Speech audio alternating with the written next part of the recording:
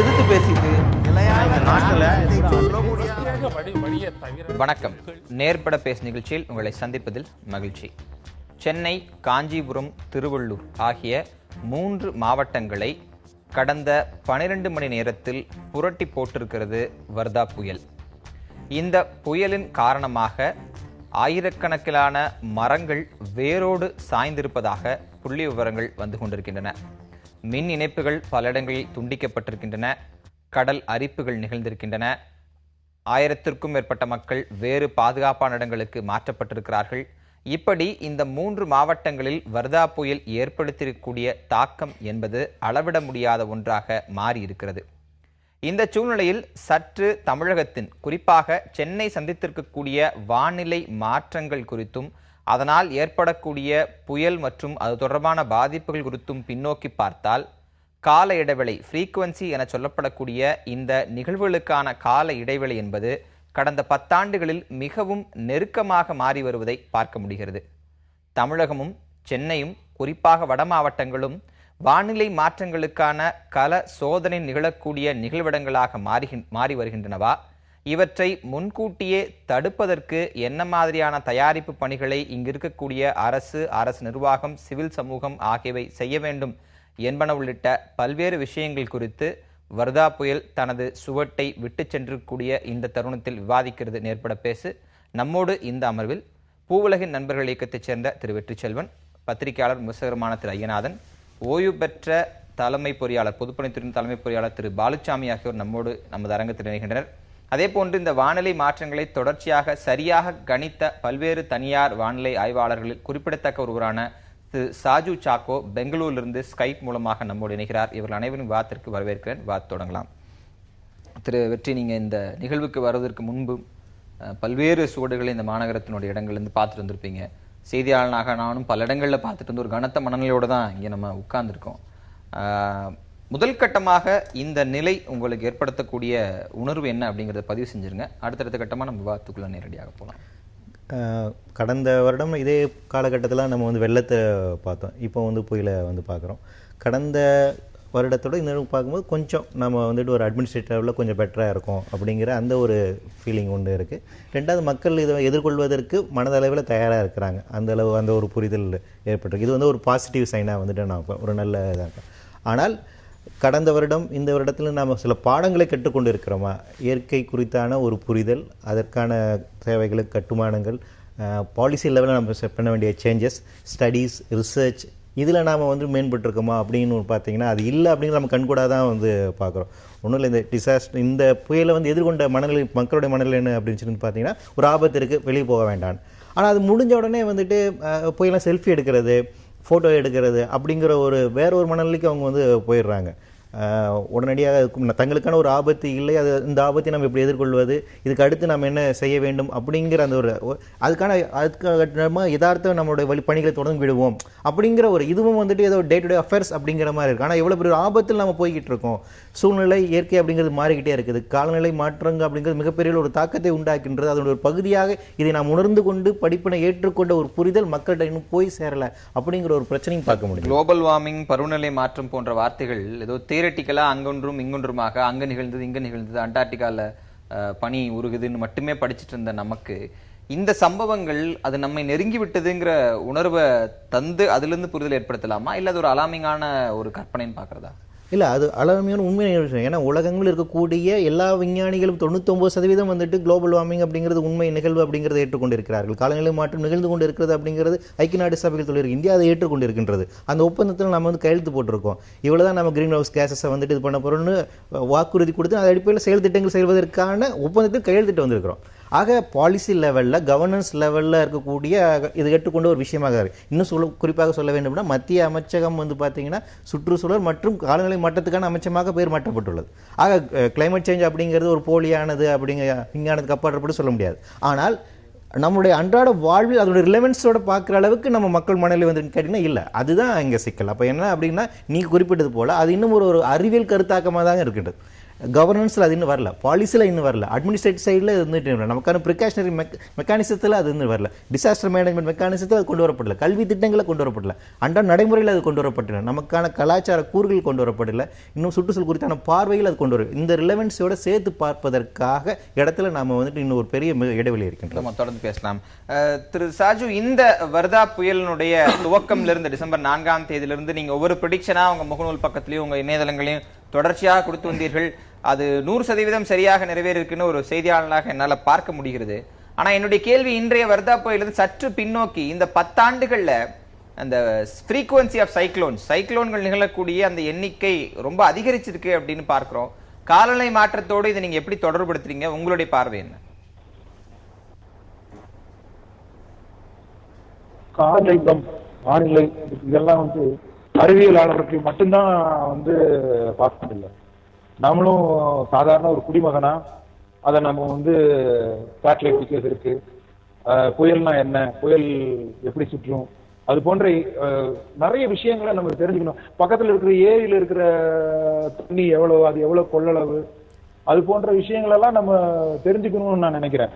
அதை வந்து நீங்க இப்போ முன்னாடியெல்லாம் வந்து மழை வேணும்னு நம்மளுடைய பிரார்த்தனைகள்ல நம்ம வச்சிருக்கிறோம். நான் எங்க ஸ்கூல் படிக்கிற காலங்கள்ல எல்லாம் மழைக்காக பிரார்த்தனை பண்றதை பார்த்திருக்கேன். இன்னைக்கு நமக்காக தான் நிறைய பிரார்த்தனை பண்றோம் ஒழிய மழை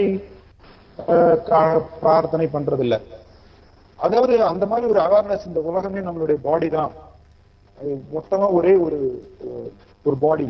இந்த இடத்துல அஃபெக்ட் பண்ணாலும், அங்க பூகம்பம் வந்தாலும், இங்க வந்து வெள்ளம் வந்தாலும் எல்லாரையுமே அஃபெக்ட் பண்ணும் அப்படின்ற இப்போ வந்து குளோபல் எக்கானமின்னு சொல்றோம். அங்க அமெரிக்கால சரி இருந்துச்சுன்னா இந்தியா பாதிப்படையுதுன்றோம். அது எல்லாமே என்ன எதை காமிக்குது? உங்க உடம்புல காலில் அடிப்பட்டாலும் தலையில வலிக்கதான் செய்யும்.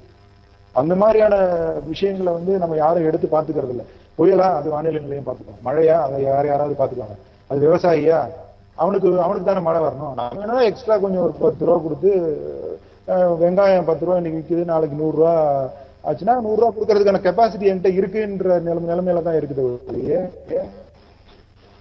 அந்த அவேர்னஸ் உங்களுக்கு வரணுன்றதுனாலதான் நான் எழுத ஆரம்பிச்சேன். நீங்க வானிலையை மட்டும் ஏன் பாக்குறீங்க, ரேடியோல சொல்றது மட்டும் ஏன் நம்புறீங்க, அப்புறம் அவங்க சொன்னது நடக்கல அப்படின்னு நீங்க ஏன் பின்னாடி பாக்குறீங்க? ஏன்னா வானிலை அவ்வளவு கஷ்டமான விஷயம், அதை கணிக்கிறது ரொம்ப விஷயம். இன்னைக்கு அவங்க சொல்லியிருப்பாங்க வலுவிழக்குன, நாளைக்கு அது வலு இழந்து போகும், மறுபடியும் அது வலுப்பெறும்.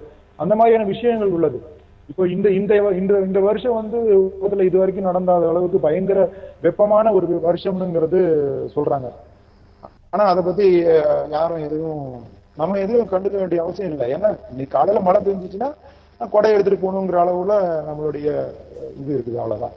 புயல் வரல, வெளியில போனோம்னா கூட இப்ப நீங்க சொன்ன மாதிரிதான், புயல் வந்துச்சுன்னா போய் செல்ஃபி எடுக்கலாம், அதுல இருந்து லைக் வரும்ன்ற அளவுக்கு தான் இருக்குது. அது புயல் வந்தா என்ன பண்ணணும் அப்படின்றத வந்து இப்ப நம்ம வீடியோவா போட்டிருக்கோம். ரொம்ப பல வருஷத்துக்கு அப்புறம் இப்ப நமக்கு இந்த புயல் வந்திருக்குது, மிகப்பெரிய அழிவை கொடுத்துருக்குது. இவ்வளவு மரங்கள் போயிடுச்சு. இந்த மரங்கள் எல்லாம் இனிமே என்னைக்கு நம்ம கொண்டு வர போறோம் மறுபடியும் சென்னைக்கு?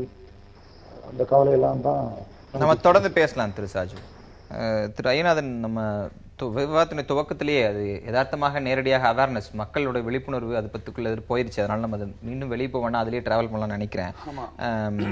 இது பற்றிய அறிவியல் அறிவு தமிழ் சூழலில் தமிழக மக்களுக்கு இன்னும் கூடுதலாக தேவைப்படுகிறது. ஏன்னா இயற்கை அதன் அனைத்து கோர தாண்டவங்களையும் ரொம்ப அடிக்கடி காட்ட தொடங்கிவிட்டது. அப்படிங்கும்போது ஒரு அறிவியல் பூர்வமான வாழ்வியலுக்குள் நம்ம ரொம்ப வேகமா போக வேண்டியது இருக்கோ அப்படிங்கிற கேள்வி எழுப்பியிருக்கா? இல்லை, இயற்கையை பற்றிய புரிதலில் நாம் இன்னும் ஆழ்ந்து செல்ல வேண்டும் என்பது முக்கியம். ஒரு உதாரணத்துக்கு சொல்ல போனோம்னா, கிளைமேட்டாலஜி அப்படின்ற ஒரு சப்ஜெக்டை நாங்கள்லாம் படித்தோம். ஓஷனோகிராஃபி அப்படின்றத நாங்கள் படித்தோம். அதில் கிளைமேட்டாலஜியை பற்றி எடுத்த உடனே என்ன சொல்லுவாங்கன்னா, கிளைமேட் இஸ் அ ஃபினாமினன்வாங்க. அதான் ஃபர்ஸ்ட் சென்டென்ஸ். அதுக்கப்புறம் தான் அடுத்த பேராகிராஃபே ஆரம்பம். தட் மீன்ஸ் அதை நீங்கள் வந்துட்டு இப்படி தான் இருக்கும்னு கணிக்க முடியாது, இது சேஞ்ச் ஆகிட்டே இருக்கும். அதுக்கு பல்வேறுபட்ட ஃபேக்டர்ஸ் இருக்கும். இப்போ எல்னினோவை பற்றி சொல்கிறாங்க, வெப்ப நீரோட்டத்தை பற்றி சொல்கிறாங்க, அதுக்கப்புறம் குளிர்ந்த நீரோட்டத்தை பற்றி சொல்கிறாங்க. அது வந்துட்டு சதர்ன் பசிபிக்கில் ஏற்படுறது வந்துட்டு இங்கே ஈஸ்டர்ன் சைடில் இந்தியன் ஓஷனில் வந்துட்டு பிரதிபலிக்கணும்லாம் சொல்கிறாங்க. இதெல்லாம் ஒரு அப்சர்வேஷன்ஸு. ஆனால் நீங்கள் பொதுவாக தமிழ்நாட்டை நீங்கள் பார்த்தீங்க அப்படின்னம்னா, குறிப்பாக அந்த தீபகற்ப இந்தியாவை அப்படி எடுத்துக்கிட்டீங்க அப்படின்னம்னா, காற்று நமக்கு மழையை கொண்டு வருகிறது. அதுக்கு பேர் தான் மான்சூன். ஒன்று தென்மேற்கு அல்லது வடகிழக்கு. தென்மேற்கு என்னும் போது நம்ம அரபியன் சீக்கு வருது. அது வரும்போது அது மழையாகிறது. அது வந்துட்டு கொங்கன் கோஸ்ட், மும்பை கொங்கன் கோஸ்ட் அப்படியே வந்துட்டு கேரளா வரைக்கும் வந்துட்டு மழை பெய்யுது. அதுக்கப்புறம் மறுபடியும் அந்த காற்று அப்படியே பே ஆஃப் பெங்கால் மேல பயணிச்சுட்டு மறுபடியும் அது இந்தியாவுக்குள்ள நுழையும் போது சிறப்புஞ்சில மிகப்பெரிய ஒரு மழை தருகிறது. பிறகு கேஞ்சட்டிக் பிளைன்ஸ் என்று சொல்லக்கூடிய அந்த கங்கை தீரத்தில் நிறைய மழை பெஞ்சிட்டு கடைசியா அது ட்ரையா போயிட்டு முடிகிற இடத்துல தான் உங்களுக்கு தார் டெசர்ட் இருக்குது. This is a pattern. இதை நம்ம அப்சர்வ் பண்ணியிருக்கிறோம். இதே மாதிரி நீங்க பாத்தீங்கன்னா அக்டோபர், நவம்பர், டிசம்பர், இந்த பின்மழை என்று சொல்லும் பொழுது டிசம்பர் வந்து விடுகிறது. அப்படிப்பட்ட காலகட்டத்தில் நீங்க பாத்தீங்கன்னா ஸ்பெசிபிக் ஓஷன்ல இருந்து தொடர்ந்து சைக்ளோன்ஸ் வரும், வந்து அதன் மூலமா நமக்கு மழையை கொடுக்கும். சில நேரங்கள் அந்த சைக்ளோன் ரொம்ப நெருங்கி வந்து நின்று ஒரு அசையாத நிலையிலையோ இல்ல அது பலவீனப்பட்ட நிலையிலையோ இன்னைக்கு திரு பாலச்சந்திரன் சொல்லியது போல ஆகும்போது நம்மளுக்கு நிறைய மழை கிடைக்குது. அதான் 2005 பினாமினன் இந்த தொலைக்காட்சியில் காத்தால ஐயா அவர்கள் முன்னாடி வானிலை அதிகாரி சொன்னாரு. இப்ப இது வந்துட்டு ஒரு மாறுபட்ட விடயமோ இது ஒரு புதுமையான விடயமோ கிடையாது. இதுல என்ன ஒரு ஆச்சரியமான ஒரு விடயம் அப்படின்னீங்கன்னா வந்துட்டு நம்மளால வந்துட்டு ரொம்ப துல்லியமா இது சென்னை கிட்ட கடக்கும்னு சொல்ல முடியல.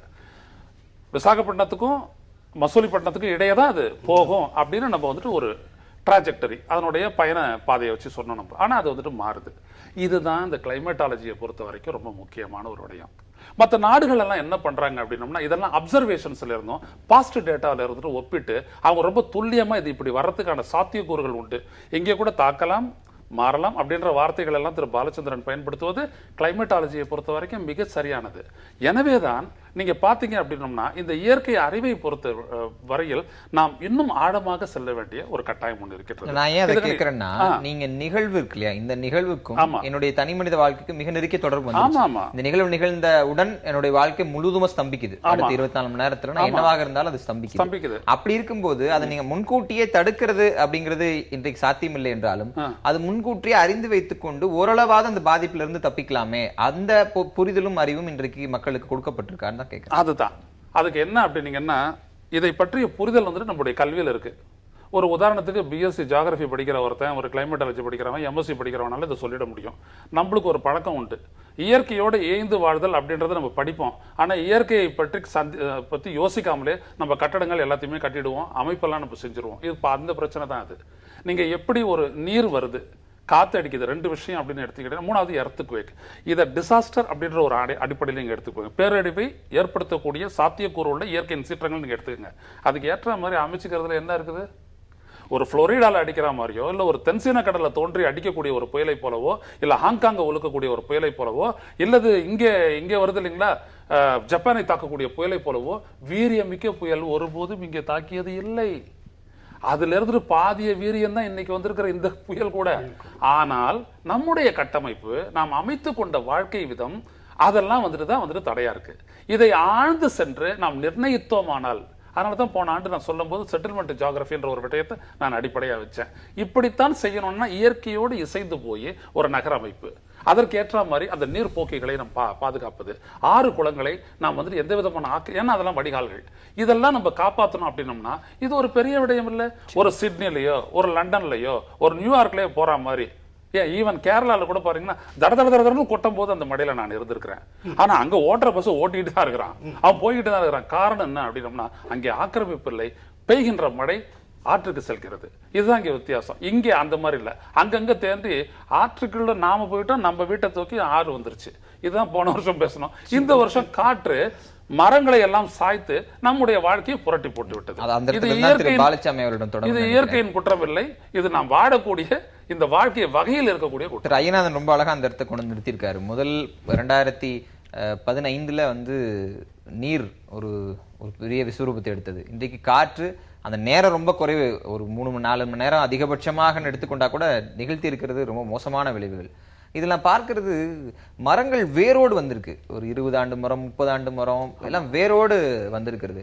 அங்கெல்லாம் இன்னும் ஸ்பெசிஃபிக்கா ஒரு விஷயத்தை பார்த்தா, எங்கெல்லாம் தார்ச்சாலைகள் வந்து அதிக அளவில் ஊடுருவி இருக்கிறதோ அங்கெல்லாம் நடப்பட்ட மரங்கள் வந்து வேரோடு வந்திருக்கு. பிடபிள்யூடி போன்ற அமைப்புகள் இது போன்ற விஷயங்கள்ல இன்னும் கூடுதல் கவனம் செலுத்தவில்லையோ அப்படிங்கிற கேள்வி வருதா? இல்லை, அப்படி இல்லை. இப்போ ஐயநாதன் இப்போ அழகாக சொன்னார், அந்த பருவமழை பெய்யறது எந்த மாதிரி எதுன்ட்டு.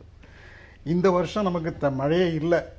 இப்போ இதனால தான் அவரோட மழை கிடைச்சிருக்க ஒழிய, நான் நேற்று வந்து இது வரைக்கும் பெரம்பலூரை தாண்டி கூட போயிட்டு வந்தேன். அவ்வளவு பயிரும் காஞ்சி கிடக்கு. ஒன்றும் இந்த சோளம் நிறைய, மக்காச்சோளம் நிறைய போட்டிருக்கான், பருத்தி போட்டிருக்கான். பருத்திலாம் இந்த ஒரு 2 அடி கூட வரல. மக்காச்சோளமும் 2-3 அடி தான் வருது, இல்லை இவ்வளோ இருக்குது. எல்லாம் ரொம்ப அந்த அங்கே இருக்கிற விவசாயிகள்லாம் ரொம்ப கஷ்டப்படுறான். மழை இல்லை, இப்போ கூட மழை இல்லை. இப்போ மழை நமக்கு தான் மழை பெஞ்சிருக்கு. இந்த மழை இல்லைன்னா நமக்கு இந்த வருஷம் தண்ணிக்கு பஞ்சம் வந்திருக்கும். 10% கூட தண்ணி இல்லை. நம்ம அவனை கேட்டுக்கிட்டு இருக்கான், அவன் இதை கொஞ்சம் கொடுத்துருக்கான், யார் கிருஷ்ணா வாட்டர். மற்றபடி மழை பெய்யலைன்னா இந்த வருஷம் ரொம்ப மோசமாக இருந்திருக்கும். இது ஓரளவு மழை, அதிகமான எதிர்பார்த்த அளவுக்கு கூட மழை இல்லை, பரவாயில்ல. அங்கே 18 பெய்திருக்கு, இங்கே அங்கேனா எங்கன்னா மீனம்பாக்கத்தில் 18 சிஎம், இங்கே 10 சிஎம் தான் பெய்திருக்கு. இதெல்லாம் பத்தாது, இன்னும் 2-3 நாளைக்கு மழை பெய்யணும். அதோட 15ஆம் தேதியை விட கிட்டத்தட்ட நம்ம அந்த பருவமழை முடிஞ்சு போகிற மாதிரி தான். அதுக்கு பிறகு வந்தோன்னா அது வந்து ஒரு போனஸ் மாதிரி தான் வரும். நமக்கு 15th October to 15th December வரைக்கும் தான் அந்த வடகிழக்கு பருவமழையுடைய தாக்கம் அதிகமாக இருக்கும். பிறகு முன்ன பின்ன கொஞ்சம் இருக்கலாம். இந்த வருஷம் ஒன்றுமே இல்லை. இப்போ 12ஆம் தேதி இருக்கோம், முடிய போகுது 2-3 நாளில். இந்த மழை வந்ததுனால மழை இல்லை, இந்த சைக்கிள் வந்ததுனால மழை ஓரளவு தான் வந்தது. இதோடு நிறுத்திக்கிட்டு இன்னும் கூட கொஞ்சம் பின்னால் வந்தால் பரவாயில்ல. ஆனால் போன வருஷம் வந்த மழை 45 சென்டிமீட்டர் பெய்யுது. எங்கள் அந்த இதுலேயும் அந்த திருவள்ளூரோட இதில் இந்த காஞ்சிபுரம் பக்கத்தில், தாம்பரத்துக்கு பக்கத்தில் அந்த முடிச்சூர் பயங்கரமாக, அதனால தான் வெள்ளம். அதோட இந்த இது இருக்கு பாருங்க, செம்பரம்பாக்கத்தினுடைய வடிநில பொறுப்பில் அங்கேயும் நல்ல மழை. இதெல்லாம் சேர்ந்து தான் போன வருஷம் படாத பாடுபட்டோம். அதனுடைய லெசன் ஓரளவு தெரியுது மக்களுக்கு. அதனால தான் இந்த வருஷம் என்ன பண்ணால், சென்ட்ரல் கவர்மெண்ட்லேருந்து நேற்று முந்தாளிலேயே 6 நம்பர் இது வந்து டிசாஸ்டர் மேனேஜ்மெண்ட் கொண்டு வந்துட்டான். இங்க நம்ம கிட்ட ஒரு 2 இருக்கு, அதெல்லாம் அங்கங்க டிப்ளாய் பண்ணிட்டான், ஓரளவு செய்தாங்க. இல்ல அங்கதான் கேட்க வந்தது என்னன்னா, போன வருஷம் தண்ணியால இந்த பாதிப்பெல்லாம் வரும் அப்படின்னு மக்களின் ப்ரிப்பேர்னஸ்ல இருந்தாங்க. ஆமா, ஆனா மரம் சாயும் அப்படிங்கிற அந்த விழிப்புணர்வு பெரும்பாலானங்க இல்ல. பல இடங்கள்ல பாத்தீங்கன்னா விலையுயர்ந்த கார்கள் விழுந்திருக்கு, வீடுகள் இருந்திருக்கு. நம்ம உயிர் பலியே இல்லைன்னு சாயந்தரம் வரைக்கும் நம்பிட்டு இருந்தோம். ஆனா சாயந்தரம் வந்திருக்கு டேட்டா 3 பேர் இதற்கு உயிரிழந்திருக்காங்க. இன்னும் 4 பேர் வந்து சீரியஸான நிலைமையில இருக்காங்கன்னு தகவல்லாம் வந்துட்டு இருக்கு.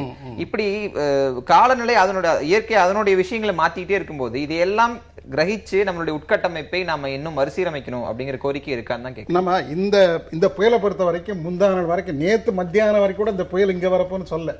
நேற்று மத்தியானமா தான் நான் சொன்னான் இங்க நிறைய அடிக்க போகுது. கிட்டத்தட்ட 85 கிலோமீட்டர் பெர் ஹவருக்கு பேசுறேன். இப்போ வந்து 130-135 அதிகமா இது பண்றது. இல்லைன்னா இது வந்து விசாகப்பட்டினமா, அது என்ன மசூலிப்பட்டு பக்கத்துல போகுதுன்னா, அது இவர் சொன்னபடி அதான் ஆண்டவனுடைய இது, அது இயற்கையினுடைய இது. எப்படி நமக்கு அடிச்சிருக்கு, இது அடிச்சதுனால பாதிப்பும் இருக்கு, நமக்கு நன்மையும் இருக்கு. மழை பெய்திருக்கு.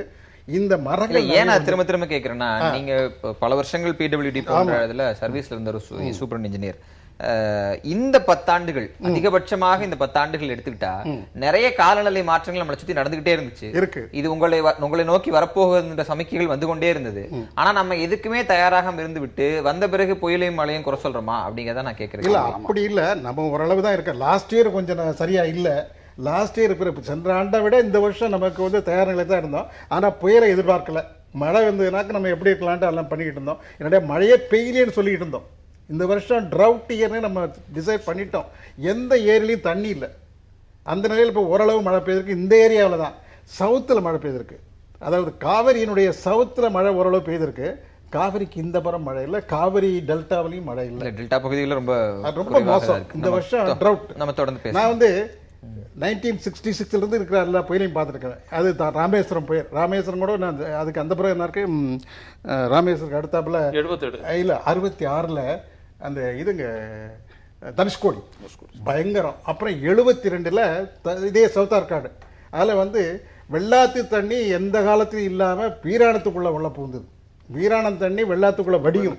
வெள்ளாத்து வெள்ளம். அப்போ இதில் எல்லாம் அந்த கொள்ளிடத்துல மழையே இல்லை, தண்ணியே இல்லை, ஃபுல்லாக வச்சுருந்தோம். அது வச்சுருந்தாங்க. நான் அதுக்கு முந்தி 4 வருஷம் வீராணத்தை நான் மெயின்டைன் பண்ணிருக்கேன். 43 அடி 2 அடி குறைச்சி முதல் இருக்கிறத விட எப்டிஎல் விட குறைச்சி தான் வச்சுருந்தோம். அதனால் இந்த வெள்ளாத்து வெள்ளம் வந்து கரையை உடச்சிக்கிட்டு போகிற உள்ளே போந்துருச்சு. இது வந்து சரித்திரத்தில் இது வரைக்கும் அந்த ஏரி கட்டணத்துலேருந்து 10ஆம் நூற்றாண்டில் இவன் பராந்தகச்சோட கட்டம் ஏரி இது வரைக்கும் அந்த மாதிரி ஆனதில்லை. அது 72. 77ல் இங்கே கொடகனார் இடிச்சுக்கிட்டு உடச்சிக்கிட்டு போயிடுது. அது பயங்கர இது. அது வந்து மேலே மழை இல்லை, முக்கும்புக்கு கீழே தண்ணி வந்து கொடகனார் தண்ணிலாம் வந்து பயங்கரமாக அந்த இது இருக்கு பாருங்க, ஸ்ரீரங்கம், திருச்சியினுடைய உறையூர் எல்லாம் ஃப்ளட் 77. அப்புறம் அதுக்கு பிறகு வந்து எனக்கு தெரிஞ்ச வரைக்கும் 83 மழை பெய்யுது, அப்புறம் 93 94 மழை பெய்திருக்கு. இதெல்லாம் பல விதமாக ஆயிருக்கு. இப்போ 2009 கடலூரில் புயல், அது மழை அதிகம் இல்லை, போன வருஷம் தான் பயங்கரமான.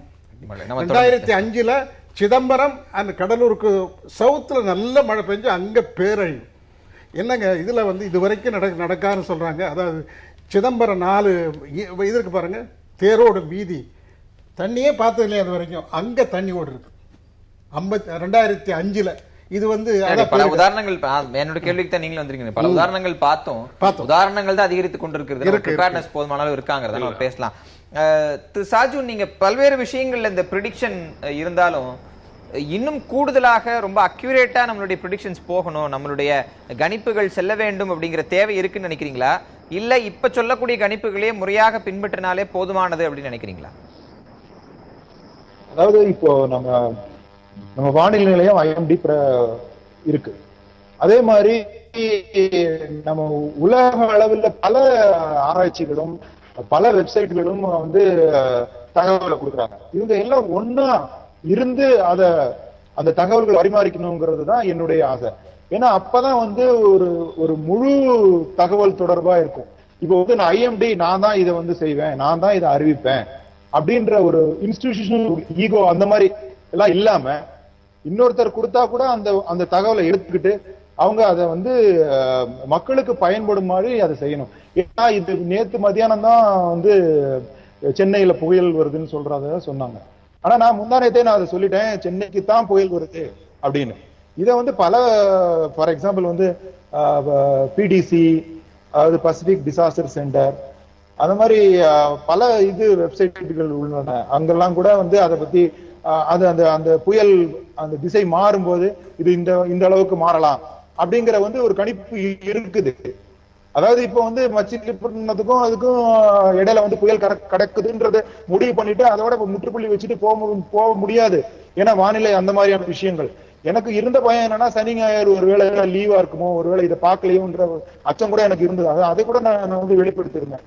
ஏன்னா அரசியல்ல கூட நிறைய பிரச்சனைகள் இருக்கிற நேரத்துல இவ்வளவு பெரிய புயல் வருது, இதை அவங்க எப்படி ஹேண்டில் பண்ண போறாங்கிற அச்சமும் நான் என்னுடைய முகநூல் இதுல நான் பார்த்து கொண்டிருந்தேன். இதை நான் என்ன சொன்னேன்னா, வானிலை நிலையம் இவ்வளவு என்கிட்ட இருக்கிறது ஒரே ஒரு கம்ப்யூட்டரை வச்சுதான் நான் இவ்வளவுத்தையும் கணிக்கிறேன். ஆனா இவ்வளவு வசதிகள் இருந்தும் IMD இதை ஏன் முன்கூட்டியே கணிக்கலங்கிற கோபம் எனக்கு எப்பவுமே இருக்கு. இல்ல சாஜு, 2 விஷயம் இருக்கு. தனியார் வானிலை ஆய்வாளர்கள் தன்னார்வலர்கள் அதை கணிக்கிறது அப்படிங்கிறது, அவர்கள் டேட்டாஸ் எடுத்துக்கணுங்கிறது எந்த மாற்று கருத்து இல்லை. ஆனா அவை தேவையற்ற பீதிகளை மக்கள் மத்தியில் உண்டாக்குவதற்கும் வாய்ப்பு இருக்கு இல்லையா? கடந்த வெள்ளத்தின் போது நம்ம பார்த்தோம், நாசா சொல்லுச்சுன்னு நம்பி இடங்களை காலி செஞ்ச பலரும் இருக்கிறாங்க. நாசாக்கும் வானிலைக்கு என்ன தொடர்பு இருக்குங்கிற புரிதல் கூட இல்லாம நாசாவின் செய்தி அப்படின்னு வாட்ஸ்அப்ல தகவல் பரவி அதனால அச்சமடைந்த மக்கள் ஏராளமானோர் இருக்கிறாங்க. இப்ப மக்கள் உணர்வோடு தொடர்புடைய இந்த விஷயங்களுக்கு உங்களை போன்ற தனியார் வானிலை ஆய்வாளருடைய டேட்டாவை எடுத்து எப்படி இன்டெகிரேட் பண்ண முடியும்னு நினைக்கிறீங்க? இல்ல தனியார், இப்ப ஃபார் எக்ஸாம்பிள் இப்ப நான் எழுதுறேன், நான் தனியார் வானிலை ஆய்வாளர்களை விடுங்க, அதாவது வேற சைட்ல இருக்கிறத இவங்க பாக்குறாங்களா இல்லையாங்கிறது எனக்கு தெரியல. ஒருவேளை பார்த்திருந்தா கூட அதுல அவங்களுக்கு அதன் மூலம் ஒரு இன்ஃபர்மேஷன் எடுத்திருக்க முடியும். அதாவது இப்ப நம்ம சேட்டலைட் அனுப்புறோம், நம்ம சேட்டலைட் மூலமா நம்ம செயற்கைக்கோள் படங்களை எடுக்கிறோம், அதை மட்டுமே தீர்மானமா வச்சு நம்மளால கணிக்க முடியலன்னா இன்னும் என்ன வசதிகள் அந்த வானிலை நிலையத்துக்கு தேவைப்படுதோ அதை செய்யணும். இன்னும் அதிகமான வசதிகள் வேணுமானா அதை அரசாங்கம் செய்யணும். இது போன வருஷமே நடந்த போது இந்த வருஷமாவது அது முன்கூட்டியே செஞ்சிருக்கலாம். நமக்கு இன்னும் ஒரு 15-20 மணி நேரம் அதிகமா கிடைச்சிருக்குன்றது என்னுடைய எண்ணம். நம்ம பேசலாம் சாஜு. வெற்றி, நம்ம இந்த மரங்கள் வேரோடு போனதை பார்த்துருக்கோம். பல இடங்கள்ல 40-50 ஆண்டான மரம் போயிருக்கு, சில இடங்களில் 10 ஆண்டுகள் மரம் போயிருக்கு. ஆனால் நம்மளுடைய நேட்டிவ் ஸ்பீசிஸ் நம்ம ஏற்கனவே பேசிட்டு இருந்த மாதிரி நம்ம மண் சார்ந்து ஏற்கனவே இருந்த மரங்கள் எதுவுமே போகல. அப்ப மரம் நடுறதுல கூட இன்னும் நம்ம கொஞ்சம் கவனமா இருக்க வேண்டிய நிலைக்கு வந்துட்டோமா? ஆமா, நிச்சயம். அதாவது எக்காலஜிக்கல் இம்பீரியலிசம் அப்படின்னு ஒரு வார்த்தையை பயன்படுத்துவாங்க. அதாவது பிரிட்டிஷர்ஸ் இந்தியா பக்கம் வந்தபோது அவர்களுக்கு தேவையான தாவரங்களையும் கொண்டு வந்து பயிரிட்டாங்க. அவங்களுடைய உற்பத்திக்கு தேவையான யூக்கலிப்டஸ்லாம் அப்படி தான் வந்துச்சு. அந்த மாதிரி பல்வேறு விதமான தாவரங்களும் இங்கே வந்துட்டு ஒரு படையெடுப்பாக இங்கே கொண்டு வரப்பட்டது. அந்த இது ஒப்பிட்டு நம்ம பார்க்க வேண்டிய பிரச்சனை தான். புளிய மரம் அதிகமாக சாயலை, வேப்ப மரம் வந்துட்டு சாயலை, அது அப்படியே இருக்குது. அதிகபட்சம் பார்த்தீங்கன்னா நான் பார்த்த வரைக்கும் பார்த்தீங்கன்னா கிளைகள் உடைஞ்சிருக்கு, ஆனால் வேரோடு சாஞ்சல. ரெண்டாவது பிடபிள்யூடி செய்யக்கூடிய இன்னொரு மோசமான விஷயம் என்ன அப்படின்னு வந்து பார்த்தீங்கன்னா, நீங்கள் அவங்க தார் போடுறது அந்த சிமெண்ட் ரோடு போது பார்த்தீங்கன்னா அந்த மரத்தினுடைய ட்ரங்கை ஒட்டியே போட்டிருப்பாங்க, அந்த மரத்தை விட சுற்றளவில் அதாவது நிர்ணயித்து விடுகிறார்கள், இந்த மரம் இவ்வளோதான் வளரும், இதுக்கு மேலே போகாது அப்படின்ட்டு. அது எப்படி நீங்கள் ஒரு மரத்தை வந்து நிர்ணயிக்க முடியும்? அதோட ஆண்டுகாலம் அது பெருகிட்டே தானே போகும். அதோட ஸ்பேஸ் நீங்கள் கொடுக்காமல் நீங்கள் ரோடை வந்து அதோட சேர்த்து தார் விழுந்து வேரோடு போவதற்கான முக்கியமான ஒரு பிரச்சனை. அப்போது எக்காலஜிக்கல் ஒரு பார்வை இல்லை, சூழலியல் பார்வை இல்லாமல் ஒரு ரோடு போடுவதில் கூட நமக்கு சூழல் குறித்தான ஒரு பார்வை இல்லைங்கிறது அடிப்படையான ஒரு பிரச்சனை. இன்னும் சொல்ல போனது பார்த்தீங்கன்னா இதில் எங்கேருந்து நம்ம இந்த பிரச்சனையை நம்ம பார்க்க வேண்டும் அப்படிங்கிறது பார்க்கணும். ஹோலிஸ்டிக்காக நம்ம பார்க்க வேண்டிய ஒரு எல்லா பிரச்சனைக்கும் அடிப்படையான பார்த்தீங்கன்னா இக்காலஜிக்கல் பார்வை, சூழலியல் பார்வை நமக்கு தேவை வந்து பேரிடர் பார்வை, டிசாஸ்டர். இந்த ரெண்டு சேர்ந்து தான் நம்மளுடைய எல்லா பாலிசிலையுமே கொண்டு வரப்படணும். அது ஒரு வேளாண்மை திட்டமாக இருக்கட்டும், நீர்நிலை மேலாண்மையாக இருக்கட்டும், அல்லது வந்துட்டு ரூரல் மேனேஜ்மெண்ட்டாக இருக்கட்டும், இல்லை சாலை போக்குவரத்து திட்டங்களாக இருக்கட்டும், இது எல்லாமே இந்த திட்டங்களை நாம் கொண்டு வந்திருக்கோமா அப்படிங்கிற அடிப்படை கேள்வியிலிருந்து தான் நமக்கு இந்த பிரச்சனை. இப்போ இந்த சைக்ளோனை வந்து நீங்கள் எடுத்துக்கோங்கன்னா, நேஷனல் டிசாஸ்டர் மேனேஜ்மெண்ட் அத்தாரிட்டி வந்துட்டு 2008 disaster management guidelines on cyclones என்று ஒரு நெறிமுறை கைட்லைன்ஸ் கொடுத்துருக்காங்க. அந்த கைடில் ரொம்ப தெளிவாக சொல்லியிருக்காங்க, ஏர்லி வார்னிங் சிஸ்டத்தை நீங்கள் டெவலப் பண்ணணும். இந்த போன்ற சூழல் இந்த சைக்ளோன்ஸை வந்துட்டு ப்ரெடிக்ட் பண்ணுவதற்காக புதிய சேட்டலைட்டை நாம் அனுப்ப வேண்டும் என்று 2008 ஒரு பரிந்துரை கொடுக்கப்பட்டுள்ளது. இன்னைக்கு வரைக்கும் அதை ஏதாவது செஞ்சிருக்காங்க அப்படிங்கிறது. அப்போ ஏர்லி வார்னிங் சிஸ்டம் தமிழ்நாட்டில் பொறுத்த வரைக்கும் கூடுதலாக கொண்டு வர என்கின்ற கைட்லைனில் அது குறிப்பிடப்பட்டுள்ளது. தமிழ்நாட்டில் இப்போ வந்து பார்த்தீங்கன்னா 60 ஏர்லி வார்னிங் சிஸ்டம் தான் இருக்குது. இது போதாது அப்படிங்கிறாங்க. 13 கடலோர மாவட்டங்களும் மற்றும் வட மாவட்டங்களும் தமிழகத்தில் வந்து பார்த்தீங்கன்னா குறிப்பாக புயலினால் பாதிக்கக்கூடிய பகுதியாக சொல்கிறாங்க. வெரி ஹை டேஞ்சர்ஸ் பிளேசஸ் அப்படின்னு அது வந்து சொல்கிறாங்க. அப்போ உங்களுக்கு ஏற்கனவே தெரியும் 2008 இந்த புள்ளி விவரங்கள் இருக்கின்றன. இன்னும் கட்டுமானத்தில் இந்த டிசாஸ்டரை வந்துட்டு தாங்கக்கூடிய அளவுக்கு கட்டுமானங்கள் கொண்டு வரப்பட வேண்டும் என்று அந்த டிசாஸ்டர் மேனேஜ்மெண்ட். இன்னும் குறிப்பாக சொல்லணும்னா டிசாஸ்டர் மேனேஜ்மெண்ட் ஆக்ட் அப்படிங்கிறது 2005 வந்துச்சு. சுனாமி தாக்கப்பட்டதுக்கு பின்னாடி தமிழகம் தான் பயங்கரம் பாதிக்கப்பட்ட ஒரு மாநிலம். ஆனால் தமிழகத்தில் இன்றளவில் அதுக்கான ஒரு ரூல்ஸ் கிடையாது. ஒரு சட்டம் கொண்டு வந்தப்பட்டால் அதை அமலாக்கம் செய்வதற்காக ரூல்ஸை வந்து ஒவ்வொரு மாநிலம் கொண்டு வரணும். தமிழ்நாட்டில் அப்படி ரூல்ஸே கிடையாது. இல்லை, நீங்கள் சொல்றது வந்து பார்த்தா உட்கட்டமைப்பு பேரிடர் தடுப்பு இது ரெண்டுக்குமான ஒரு தொடர்பை திட்டமிடலே ஆரம்பிக்கும். ஆமாம், அது ஃபர்ஸ்ட் வந்து ஒரு பேரிடர் வருவதற்கான உங்களுக்கு சயின்டிஃபிக் ஸ்டடீஸ் வந்து வேணும், ஒரு பேசிஸாக வந்துட்டு வேணும் இல்லை. அதை ஏர்லி வார்னிங் சிஸ்டம் அப்படிங்கிறோம். அறிவியல் இன்ஸ்டிடியூஷன் அதை செய்ய வேண்டும். இந்த ஒரு ப்ரெடிக்ஷன் சொல்லலாம். அவர் சொன்ன மாதிரி வந்து 24 மணி நேரத்துக்கு முன்னாடி தான் சொல்ல முடிஞ்சதுன்னு. ஏன் 5 நாளுக்கு முன்னாடி நம்ம சொல்ல முடியல? ஏன் 3 நாளுக்கு முன்னாடி நம்மளால சொல்ல முடியாது? எந்தெந்த பகுதியில் கரெக்டாக போக முடியும்? பையா குறிப்பிட்டது போல ஐரோப்பாவெல்லாம் அதை செய்கிறாங்க. இந்த ஊருக்குன்னு ப்ரெடிக்ட் பண்ணுறாங்க. நாம் வந்து ஒட்டுமொத்தமாக தமிழ்நாடுக்குன்னு ப்ரெடிக்ட் பண்ணுறோம். மாவட்டத்தில் இருந்தால் அப்படின்னா அந்த மாவட்டத்தில் கூட எந்த தாலுக்கால எந்த வில்லேஜ்ல இது பாதிப்பு ஏற்படுத்துங்கிற அளவுக்கு நமக்கு இன்னும் சயின்ஸ் டெவலப் பண்ண அறிவியல் வந்திருக்கு. ஆனா நம்ம கிட்ட அது இல்ல. அப்ப அந்த ஏர்லி வார்னிங் சிஸ்டத்தை நம்ம கொண்டு வர வேண்டிய ஒரு அவசியம் இருக்கு. அப்புறம் கட்டுமான இன்ஃப்ராஸ்ட்ரக்சர் நம்ம தொடர்ந்து பேசலாம். நேர்பட பேசுற இடைவேளைக்கு பிறகு தொடரும். எதிர்த்து பேசிட்டு போன ஆண்டு மழை வந்த பிறகு ஜனவரி, பிப்ரவரி, மார்ச் மாதங்கள்ல தாழ்வான பகுதியிலிருந்து வீடுகள் எல்லாம் உயர்த்தி கட்டுவது, நம்ம ரீமாடல் பண்ணுறதெல்லாம் ஆரம்பித்தோம். பாதைகள் ஓரளவுக்கு சீரமைக்கப்பட்டது, மக்களும் இறங்கினாங்க, அரசு நிர்வாகம் ஓரளவுக்கு இறங்கிது. இப்போ மரங்கள் எல்லாம் வேரோடு சாய்ந்திருக்கு, போஸ்ட் கம்பம் எல்லாம் வேரோடு சாய்ந்திருக்குன்னு அடுத்த ஒரு இதுக்கு வந்துட்டோம். இப்படி தனித்தனியாக இல்லாமல் ஹோலிஸ்டிக்கா ஒட்டுமொத்தமாக புதிய கட்டமைப்புகளில் ஒரு கவனமும் இருக்கின்ற கட்டமைப்புகளின் மறுசீரமை பண்ண வேண்டிய, ரீஸ்ட்ரக்சர் பண்ண வேண்டிய தேவை இருக்கா? ஆமாம், அதுக்கு பிறகு தான் சப்ஜெக்டிவ் நாலேஜ். இங்கே என்ன பண்ணுறோம் அப்படின்னா, ஒரு அச்ச உணர்ச்சியால் நாம் உந்தப்படுகின்றோம். இப்போ இயற்கையே வந்துட்டு ஒரு பேரிடர் அப்படின்ற ஒரு கோணத்தில் எதிர்த்து நம்ம பார்க்கக்கூடாது. அது நம்மளை ரொம்ப தடம்பொருளை செய்துவிடும். இது புயல், இது அடிக்கும். ஆனால் இந்த புயல் தான் மழையை கொண்டு வருது. நமக்கு மழை தேவை அப்படின்றது ஒன்று. மழை வருவதனால் நமது ஆற்றில் ஏற்படக்கூடிய நீர்ப்பெருக்கு, ஆனால் வெள்ளப்பெருக்கு அப்படின்றோம். அப்போ ஆறு சீரான எந்த அளவுக்கு போகுது அப்படின்றது ஒரு 100 ஆண்டு காலத்துக்கு இருக்கக்கூடிய டேட்டாஸ் வந்துட்டு நீங்கள் ஐஎம்டியோ இல்லை இப்படிப்பட்ட தனித்த ஆய்வாளர்களிடம் கூட இருக்கின்றது. இதை வச்சுக்கிட்டு ஒரு ஆற்றுக்கு வரக்கூடிய அதிகபட்சம் இந்த ஆறு எத்தனை குளங்கள், ஏரிகள், இடங்களுக்கான வடிகால் அப்படின்றத நீங்க பாத்தீங்கன்னா, உதாரணத்துக்கு அடையாறு, நான் போன வருடம் சொன்ன மாதிரி 36 ஏரிகளினுடைய வடிகால் அடையாறு.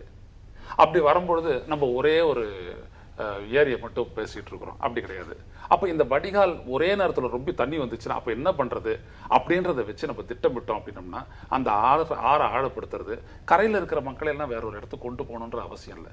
அந்த இடத்துல சிங்கப்பூர்ல பண்ற மாதிரி பில்லர் அடிச்சு 20 அடி தூக்கி அதற்கு மேல நீங்க 20 ஃப்ளோரை கட்டி அந்த இடத்துல மக்களை எல்லாம் குடியேற்றலாம். ஒரு பெரிய விடயம் இல்லை, இதான் ரீஸ்ட்ரக்சரிங். அப்போ இதெல்லாம் செய்யணும். இன்னொரு இடம் என்னன்னீங்கன்னா, அந்த இயற்கையை அணுகிறதுக்கு சப்ஜெக்டிவ் நாலேஜ் வேணும்.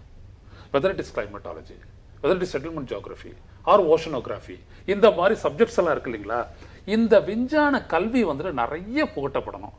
அது தொடர்பான ஆய்வுகள் செய்யணும். இப்போ சாக்கோ போன்றவர்கள், எனக்கு தெரிஞ்சு பெரம்பலூர்ல இருக்கக்கூடிய ஒரு மடைராஜ், இல்லாட்டி நிலநடுக்கத்தை பத்தி ஆய்வு செய்யக்கூடிய திரு வேங்கடநாதன் போன்றவர்கள் எல்லாம் பாத்தீங்க அப்படின்னோம்னா, வேங்கடநாதன் தான் வந்துட்டு அந்த 2004 நிலநடுக்கத்தை துல்லியமா சொன்னவர். அவர் சொன்ன இடத்துல இருந்து 250 கிலோமீட்டர் தள்ளி அது நடந்துச்சு. உலகத்தையே உலுக்கிய ஒரு மிகப்பெரிய நிலநடுக்கத்தை கணித்தவர் இங்கே PhD பண்ணிக்கிட்டு இருந்த ஒரு மாணவர் அப்படின்ற போது எவ்வளவு பெரிய ஆச்சரியமான ஒரு விடயம் பாருங்க. அப்போ நான் என்ன சொல்ல வரேன்னா, இந்த இடத்துல இந்த சைனர்ஜி அப்படின்ற ஒரு வார்த்தையை மேனேஜர் சொல்றாங்களே, அந்த மாதிரி இந்த தனி ஆய்வாளர்களினுடைய விடயங்களை கருத்தில் கொள்ள வேண்டும். ஏன்னா முக்கியமான செய்தி வந்திருக்கு, அதை பார்த்து தொடரலாம். வர்தா புயலால் பாதிக்கப்பட்டவர்களுக்கு நிவாரண நிதி தற்போது அறிவிக்கப்பட்டிருக்கிறது. முதலமைச்சர் பன்னீர்செல்வம் நிதி உதவியை அறிவித்திருக்கிறார். அதன்படி தற்போது வர்தா புயலால் உயிரிழந்தவர்களுக்கு 4 லட்சம் ரூபாய் நிதி உதவி என்பது அறிவிக்கப்பட்டிருக்கிறது. வர்தா புயல் பாதிப்பால் உயிரிழந்த 3 பேரின் குடும்பத்திற்கு தலா 4 லட்சம் ரூபாய் நிதியுதவி வழங்கப்படும் என்று முதலமைச்சர் பன்னீர்செல்வம் தற்போது அறிவித்திருக்கிறார். தற்போது எண்ணூர் உள்ளிட்ட வடசென்னை பகுதியில் அவர் ஆய்வை மேற்கொண்டிருக்கிறார். தலைமைச் செயலாளர் உள்ளிட்ட அதிகாரிகளும் அங்கு சென்றிருக்கிறார்கள். இந்த குறிப்பிட்ட கால இடைவெளிக்குள் உயிர்பலிகள் இருக்கக்கூடாது என்று பலரும் எண்ணி வந்த நிலையில் நிகழ்ந்திருக்கக்கூடிய அந்த 3 பேரின் உயிர்பலிக்கு அரசு நிதியுதவி அளித்திருக்கிறது. அது பற்றி செய்திகளையும் அடுத்தடுத்து வரக்கூடிய இதில் பார்க்கலாம். நம்ம விவாதத்தை தொடரலாம். இப்போ பேரிடர் அப்படின்னு ஒன்று எடுத்துக்கோங்களேன். இப்போ ஜப்பான் இல்லை ஆஸ்திரேலியா கீழே நியூசிலாண்டு, இப்போ இந்த நியூசிலாண்டு நீங்கள் எடுத்துக்கிட்டிங்கன்னா சமீபத்தில் கிரைசிஸ் சர்ச் அப்படின்ற அந்த இடத்தையே பாதிக்கக்கூடிய அளவிற்கு 7.7 ரிக்டருக்கு மேலே வந்துச்சு நிலநடுக்கம். ஆனால் அங்கே செத்து போனவங்க எவ்வளோ பேர்? ரொம்ப கம்மி. ஆனால் லாத்தூரில் வந்துட்டு 6.4 நிலநடுக்கத்தில் செத்தவங்க எவ்வளோ பேர்? 10,000க்கும் மேற்பட்டவர்கள். அப்போ ஏன் இது நிகழுது அப்படின்னோம்னா, நாம் இன்னும் வந்துட்டு அந்த இயற்கையை உணர்ந்து உள்வாங்கி கொண்டு, அதான் நான் சப்ஜெக்டிவா ஒன்று நாலேஜ். இன்னொரு பக்கம் என்னன்னா, அரசு அதனுடைய கட்டமைப்பு, அதனுடைய நடவடிக்கைகள், திட்டங்கள் அதுல வந்துட்டு சரியா செஞ்சிருந்தாங்க அப்படின்னோம்னா அணை அப்படியே இருக்குது, மக்கள் எல்லாம் செத்து போயிட்டாங்க. இப்ப இந்த மாதிரியான ஒரு விடயம் ஏற்படாது. எனவே எல்லா இடத்துலயும் நீங்க பாத்தீங்க அப்படின்னோம்னா அந்த நாலேஜுக்கு முக்கியத்துவம் தரணும். அப்ப இந்த நாலேஜுக்கு முக்கியத்துவம் தரக்கூடிய இடத்துலதான் பல்கலைக்கழகங்களும் அரசுகளும் தீவிரமா கவனம் செலுத்தணும். ஒரு ஃபியரினுடைய அடிப்படையில் எதையுமே செய்யக்கூடாது. ஏற்படும், இயற்கை பேரழிவை ஏற்படுத்தாது என்று சொல்லுவதற்கில்லை. அதை வந்துட்டு நாங்க பாக்குறது வந்துட்டு இட் இஸ் அன் அட்ஜஸ்ட்மெண்ட். நிலநடுக்கத்தை நாங்க பாத்தீங்க அப்படின்னோம்னா வந்துட்டு டெக்டானிக் பிளேட் வந்துட்டு it is constant motion and it is adjusting. அது நம்மளுக்கு வந்துட்டு ஒரு மிகப்பெரிய ஒரு பாதிப்பை நம்மளுக்கு ஏற்படுத்துது. ஆனா இதுதானே வந்து 2 சங்க காலத்தையே அழிச்சது. அதுக்கு என்ன பண்ண முடியும்? தமிழன் அழிஞ்சிருச்சா? இல்ல. ஆனா அப்ப அந்த காலத்துல நம்ம பார்த்தாங்க.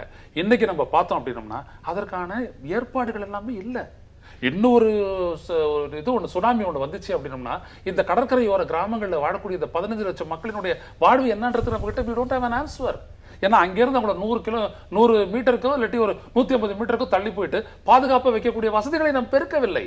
ஆனா நம்ம பல லட்சக்கணக்கான ரூபாய்களை, கோடிக்கணக்கான ரூபாய்களை செலவு செஞ்சோம்.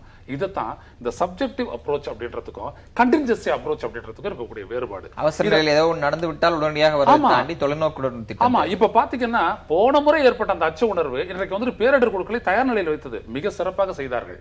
அதே நேரத்தில் நம்ம பார்த்தோம் அப்படின்னோம்னா இந்த அப்ரோச் வந்துட்டு இந்த காலத்துக்கு மட்டுமே உரியது, இந்த பருவத்துக்கு மட்டுமே உரியது. இதே போல ஒண்ணு அடுத்தது முறையா வரப்போதில்லை. இன்னைக்கு பாத்தீங்கன்னா தெருவுக்கு 3 மரம் விழுந்துச்சு. எத்தனை இடத்துக்கு ஜேசிபி வர முடியும்? எல்லா இடத்துலயுமே இருந்து வெட்டுவாங்களா? முடியாது. 3348 மரங்கள் விழுந்திருக்கிறது. அப்போ இப்ப திரு நண்பர் சொன்ன மாதிரி எந்த மரங்களை நட வேண்டும்ன்றதை நம்ம பார்க்கணும். எங்க வீட்டு முன்னாடி இருந்த ஒரு காட்டு வேம்பு மரம் வந்துட்டு அப்படியே வேரோட பெருந்து விழுந்துருச்சு. பக்கத்துல இன்னொரு மரம் இருக்குது, நம்ம சாதாரண வேப்ப மரம், அது அப்படியே நிக்குது, வளைஞ்சு கொடுத்துட்டு நின்றுகிட்டே இருக்குது. வளைஞ்சு கொடுத்துட்டு நிம்முறது. அப்போ நீங்க பாத்தீங்க அப்படின்னா எது இருக்கும்? அதே மாதிரி புளிய மரம் உடையாது, வாகை எங்க போனாலும் அது நல்லது. இந்த மாதிரி இடங்கள்ல எல்லாம் இந்த பாரி மரம் இப்படி ஒரு 10 மரம் நம்மளோட ஒரு புத்தகத்தை படிச்சோம்னா எல்லாம் தெரியும். இதெல்லாம் நட்டுக்கிட்டு போய்கிட்டே இருக்கலாம். அப்போ இந்த உணர்தலை மக்களிடையே ஏற்படுத்த வேண்டும் என்றால் அதற்கான விஞ்ஞானம் இங்கே வடிவமைக்கப்பட வேண்டும். விடை நம்மிடம் இருக்கிறது, வடிவமைப்பு தேவை. நம்ம பேசலாம். திரு பாலுசாமி, சென்னையை பொறுத்தவரை பிடபிள்யூடிக்கு இந்த சிஎம்ஐ ஏரியாவுக்குள்ள, சென்னை மெட்ரோபாலிட்டன் ஏரியாவுக்குள்ள அதிகமான ஸ்டேக்ஸ் கிடையாது. ஆனால் அது பிறகு செஞ்சு கொண்டிருக்கிறார்கள். ஆனால் இந்த உள்கட்டமைப்பு பொறியியல் துறையில் அனுபவம் பெற்ற நபர்களால இந்த கேள்வி நான் முன்வைக்கிறேன். நம்ம தொடக்கத்தில் திரு வெற்றிச்செல்வனிடம் பேசின மாதிரி உட்கட்டமைப்பு பேரிடர் நிகழ்வதை தடுப்பதற்கான தடுப்பு நடவடிக்கை, இவை இரண்டையும் இணைத்தே நம்மளுடைய கட்டமைப்புகளை நம்ம இனி செய்ய வேண்டிய காலகட்டம் வந்துருச்சு. இப்ப இருக்கக்கூடிய கட்டமைப்புகளை இதற்காக நம்ம ரீடிசைன் பண்ணணும் அப்படின்னு சொன்னா அதுக்கான சாத்தியக்கூறுகள் இருக்குன்னு நினைக்கிறீங்களா? இல்லை, இந்த புயலை பொறுத்த வரைக்கும் அதிகமான கட்டமைப்புன்னு சொல்றதுக்கு சான்ஸ். அதுக்கு வந்து அந்த மேல ரூஃப் எல்லாம் வந்து நல்லா பக்காவா போடாம இந்த இதெல்லாம் இருக்கு பாருங்க, ஏசிட்டு அது எல்லாம் போடாம பாத்துக்கணும். அது பேச்சுக்கிட்டு போய் பக்கத்துல இருக்க மனிதன் போச்சுன்னா அவன் தலையை வெட்டிட்டு போயிடும். அந்த மாதிரிலாம் நிறைய இருக்கு. அதெல்லாம் அவாய்ட் பண்றதுக்கு ஏற்பாடு பண்ணணும். அதை சொல்லிடணும், நல்லா பக்காவா போடணும் ரூஃப் எல்லாம். அப்புறம் வந்து இந்த மரம் சொன்னாங்க இல்லையா, அந்த காலத்துல என்ன பண்ணா, இந்த இங்கிலீஷ்காரன் வந்தப்போ இந்த ரெயின் ட்ரீன்னு ஒன்று சொல்லுவோம், தூங்கு மூஞ்சி மரம் இருக்கு பாருங்க, அதெல்லாம் டப் டப்னு உடஞ்சிடும், நல்லா வளரும். வச்ச 3 வருஷத்துல பார்த்தா பெரிய மரமா ஆயிடும். பட் அதெல்லாம் உபயோகம் இல்லை, ஒரு காத்து அடிச்சுனா போடுது. இப்ப அதே போல இங்க நிறைய வந்து வைக்கல, அது மாதிரி பூ மரங்கள் நிறைய, அதெல்லாம் டப் டப்னு உடையும். இவங்க சொல்றபடி வேப்ப மரம் உடையாது, அந்த புங்க மரம் உடையாது, அதெல்லாம் கிளை தான் உடையும் மொழிய மரம் உடையாது. இன்னொன்று வந்து அது மாதிரி அந்த மாதிரி நம்ம மரம் நம்ம நாட்டில் அந்த இருந்தால் நேட்டிவ் மரங்களாம் உடையாது, அங்கேருந்து அவன் கொண்டு வந்ததெல்லாம் அப்படி தான் உடையத்தான் செய்யும். அதை அவாய்ட் பண்ணி நல்ல மரங்களாக வைக்கலாம். அவர் சொல்கிறபடி அந்த இடத்துல எந்த இடத்துல வைக்கணும், அது எந்த மாதிரி பேஸ் வேணுங்கிறதெல்லாம் டிசைட். சும்மா பேருக்கு ஊழிட்டு போனாக்க அது சரியாக வராது, அது ஒரு காற்று அடிச்சுன்னா விழுந்துடும். அதெல்லாம் அந்த இன்ஃப்ராஸ்ட்ரக்சரில் நம்ம நான் எதை ஏன் கேக்குறேன்னா, டவுன் பிளானிங் இருக்கு இல்லைங்களா, ஒரு பிளான்டு டவுன்ஷிப்னா என்னுடைய நாலேஜுக்கு கேகே நகர்ல ஒரு பகுதியும் அண்ணா நகர்ல ஒரு பகுதியும் சொல்லலாம். பெசன் நகர் என்பது ஓரளவுக்கு பில்டப் ஏரியா, சரியாக திட்டமிடப்பட்ட ஒரு இதுன்னு சொல்லலாம். ஆனா பிற இடங்கள் எதுவுமே அப்படி ஒரு பிளான்டு டவுன்ஷிப்பாகவோ இல்லை. ஹவுசிங் போர்டு வந்த பிறகு அல்ல சிஐடி வந்த பிறகு, சிஐடி அப்புறம் ஹவுசிங் போர்டு இதெல்லாம் வந்த பிறகு ஒரு பிளான் பண்ணி பண்ணது. அதுக்கு முந்திலாம் அது பாட்டு தானா. இப்போ இந்த நுங்கம்பாக்கம் ஏரிலாம் போன காரணம் அது பாட்டு இது சும்மா ஒரு இது கவர்மெண்ட்ல ஒரு இது வாங்கிட்டு அந்த என்னது ஹவுசிங் சொசைட்டின்னு வச்சுக்கிட்டு எல்லாம் கட்டினாங்களே, அங்கே மழை காலம் வந்தா உள்ள போயிடுது. அதெல்லாம் ஏரி, நம்ம வள்ளுவர் கோட்டம் ஏரி, டீப்பஸ்ட் போர்ஷன் ஆஃப் தி ஏரி, வெஸ்ட் மாம்பலம் ஏரி. ஆமா, வெஸ்ட் எல்லாரும் ஏரி. நான் கேக்குறது எதனால கேக்குறேன்னா, இப்ப சென்னையினுடைய புறநகர் பகுதிகள் மிக வேகமாக வளர்ந்து கொண்டு கட்டமைப்புல பாதிப்பு இன்னைக்கு அவர்களுக்கு தான் இருக்கு. நீங்க புயல் எடுத்துக்கிட்டாலும் சரி, மழை எடுத்துக்கிட்டாலும் இப்ப சென்னையினுடைய புறநகர் பகுதியில் காஞ்சிபுரத்தை நோக்கி போகிற பகுதிகள் அதிகமா பாதிக்கப்பட்டிருக்கு. குறைந்தபட்சம் இப்ப வரக்கூடிய இந்த புது டவுன்ஷிப்லயாவது இது போன்ற கட்டமைப்புகளை செய்வதற்கான சாத்தியக்கூறுகள் இருக்கிறதா, இல்ல அதை செய்வதற்கான திட்டங்கள் எதுவும் அரசுகளிடம் வலியுறுத்த வேண்டிய ஒரு தேவை இருக்குன்னு நினைக்கிறீங்க? திட்டம் இருக்கு, அதை வந்து நல்லா என்போர்ஸ் பண்ணல. ஆமா, என்னங்க நிறைய இப்ப தானே வந்து இருக்க அந்த அப்ரூவ்டு அன்அப்ரூவ்டு பிளாட்டே விற்கக்கூடாதுன்னு வச்ச பிறகு தானே இப்ப எல்லாம் கட்டுப்பட்டு இருக்கான். இல்லைன்னா அது பாட்டி ஏறிக்கிட்டே இருந்தது இல்லை. அப்ரூவ் பண்ண அவன் பிளாட் அப்ரூவ் பண்ணும்போது ஓரளவு எல்லாத்தையும் பார்த்தா அப்ரூவ் பண்ணுவான். அதுலேயும் சில தவறுகள் இருக்கு, ஆனால் தவறுகள் அதிகம் இருக்காது. அன்அப்ரூவ் பிளாட்டை அவன் பாட்டுக்கு ஒரு நிலத்தை வாங்கி பிளாட் போட்டு வித்துக்கிட்டே போறான், வாங்கிட்டே போறான். அவன் பாட்டுக்கு ஒரு ஏக்கர் வந்து எத்தனையோ ஏக்கர்னு இல்லை, ஒரு சென்ட் என்ன வரையோ போயிட்டு இருக்குது. இதெல்லாம் காரணம் அதை வந்து திட்டமிடாதான். அதெல்லாம் இப்போ அவாய்ட் பண்ணிருக்காங்க. அது என்ன பண்ண போறாங்கன்னு தெரியல.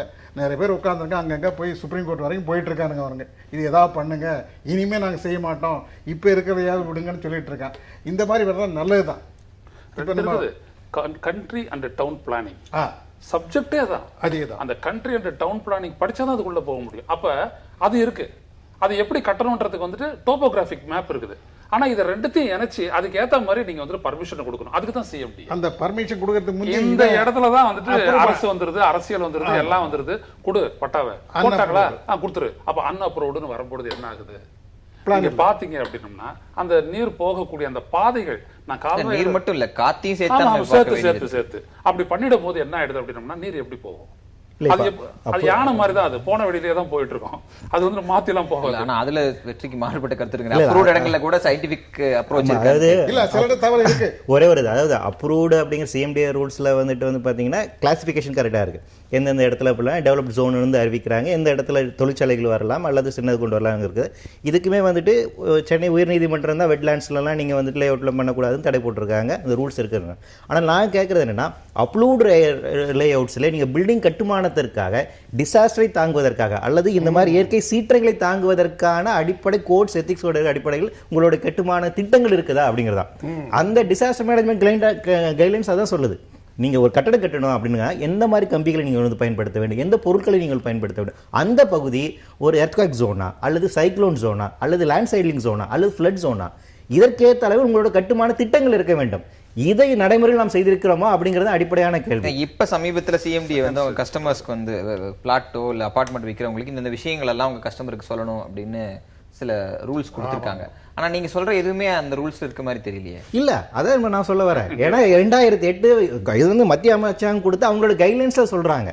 ஒரு தாம்பரத்துக்கு பக்கத்துல முடிச்சூர்ல நான் லேண்ட் வாங்குறேன் அப்படின்னா அது எர்த்குவேக் ஜோனா, ஃப்ளட் ட்ரிஃப்ட் ஜோனா, இல்ல என்ன மாதிரி சென்னை வந்து எர்த்குவேக் ஜோன் வருது, ஃப்ளட் வந்திருக்கு, அதாவது சென்னை ரெண்டுத்துலயும் இருக்கு. சென்னை வந்து எர்த்குவேக் ஜோன்லயும் இருக்கு, சைக்ளோன் ஜோன்லயும் இருக்கு. சிக்கல் உங்களுக்கு அதுதான். இன்னும் சொல்ல போனா கிளைமேட் சேஞ்சில் வந்துட்டு சீ லெவல் ரைஸ்ல இதுலயும் இருக்கு. 25 வருடங்களுக்கு பின்னாக போது கோஸ்டல் ரீஜன்ல 13 மாவட்டங்கள் எந்தெந்த பகுதி வந்து உள்வாங்கும், கடல் தண்ணி உள்ள வரும் அப்படின்னு சொல்ல ப்ரெடிக்ஷன்ல வந்துட்டு சென்னைக்குள்ளாகும் தண்ணி வரும் ப்ரெடிக்ஷன் இருக்கு. 2011 சிஐஏ ஒரு ஸ்டடி பண்ணாங்க, கிளைமேட் எக்ஸ்ட்ரீம்ஸ்னு ஒரு ஸ்டடி. இன்னைக்கு வரைக்கும் அது அவைலபிளாக இருக்குது. அதில் இந்தியாவை பொறுத்த வரைக்கும், சவுத் ஈஸ்ட் ஏஷியா பொறுத்த வரைக்கும் சொல்ல 3 விஷயங்கள் ரொம்ப அதிகமாக நடக்கும் சொல்கிறாங்க. சைக்ளோன்ஸ், அப்புறம் வந்து ஹீட் வேவ்ஸ்னு சொல்லக்கூடிய, அப்புறம் வறட்சி. இவை 3மே நம்ம அதிகமாக பாட்டு கொண்டு இருக்கு. இந்த இன்டென்சிட்டி ரொம்ப அதிகமாயிட்டு இருக்கு. இதுக்கு முன்னாடி நமக்கு வந்து புயல் வந்திருக்கலாம், ஆனால் புயலினுடைய தாக்கம் வந்து அதிகமாகிட்டே வருது. கடந்த வருடத்தை விட இந்த வருடம் வந்து வெப்பம் அதிகமாகிட்டே போகுது. ஹீட் வேவ்ஸ் அப்படிங்கிற கான்செப்ட் முன்னாடி கிடையாது, ஆனால் இதெல்லாம் பார்த்துருக்கோம். அப்போ இந்த சயின்டிபிக் டேட்டாஸ் உங்களுக்கு வந்துருச்சு. இவை எல்லாம் 25 வருடங்களுக்கு முன்னால் நடக்க போகின்றது. இந்த 25 வருடங்களை நாம் இதை எதிர்கொண்டு இதற்காக நம்மை தகவமைத்துக் கொள்வதற்கான அந்த மிட்டிகேஷன் சொல்றீங்களா, அதுக்காக நம்ம திட்டங்கள் வைத்திருக்கிறோமா, பாலிசி இருக்கா, கவர்னன்ஸ்ல கொண்டு வந்திருக்குமாங்கிறத இப்போ நம்ம கேள்வி. இது நம்மளோட சர்வேயிலோட கொஸ்டின்ஸ். இது வந்து ஒரு அரசியலோ ஒரு இதில் நீங்கள் இருக்க வேண்டும் என்றால், இந்த பூமியில் நீங்கள் வாழ வேண்டும் என்றால் இயற்கை இப்படித்தான் மாறப்போகின்றது. அதைத்தான் கிளைமேட் சேஞ்ச் அப்படிங்கிறது.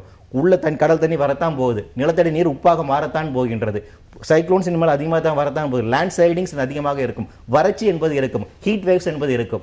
இதை நீங்கள் எப்படி எதிர்கொள்ளப் போகிறீர்கள்? இதன் காரணமாக ஏற்படக்கூடிய கிளைமேட் ரெஃப்யூஜிஸ் சொல்லுறோம், காலநிலை மாற்றத்தினால் கூட அகதிகளின் எண்ணிக்கை அதிகமாக போகின்றது. இயற்கை வளம் குறைந்து கொண்டு இருப்பதாக அதை அடித்துக் கொள்வதற்காக மனித சமூகம் அதிகமாக இருக்க போகிறார். இவெல்லாம் எதிர்கொள்வதற்காக நம்மளுடைய திட்டமிடுதல் என்ன இருக்கு, கவர்னன்ஸ் நாம என்ன கொண்டு வந்திருக்கோம், பாலிசியில் நம்ம என்ன சேஞ்சஸ் கொண்டு வந்திருக்கோம், முதல்ல இந்த அரசியல்வாதிகள் எவ்வளவு பேருக்கு இந்த புரிதல் நாம் கொண்டு வந்திருக்கோம், மக்களுக்கு அவர்கள் அன்றாடம் செய்ய வேண்டிய என்ன மாற்றங்களுக்கு செய்ய வேண்டும், உங்களுக்கான கல்வி எந்த கொண்டு போயிருக்கோம், இப்படி பல்வேறு விதமான கேள்வி நமக்கு இருக்கு. சரி திரு ஐயநாதன், நம்ம இறுதி கருத்தில் கேட்கணும், இறுதி கருத்தோட உங்களுடைய. ஆமாம், இப்போ நம்மளுடைய வாழ்க்கை இயற்கையை சார்ந்தது. We are not supernatural. அது முதல்ல நம்ம புரிஞ்சுக்கணும். நம்ம சப்ஜெக்டிவ் நாலேஜ் எல்லாமே வந்துட்டு அந்த இடத்த நோக்கி தான் படுது. இன்னும் நம்ம இயற்கையை ரொம்ப ஆழமாக புரிஞ்சுக்கணும், இன்னும் அதை ரொம்ப உணரணும், அதை நம்ம கணிக்கிறதுக்கு முற்படணும், அதை சரியாக கணிக்கணும், அதற்கு இயந்திர நம்ம வாழணும் அப்படின்றது. ஆனால் அதை எல்லாம் வந்துட்டு நம்ம காம்ப்ரமைஸ் பண்ணிக்கிட்டே வரோம்.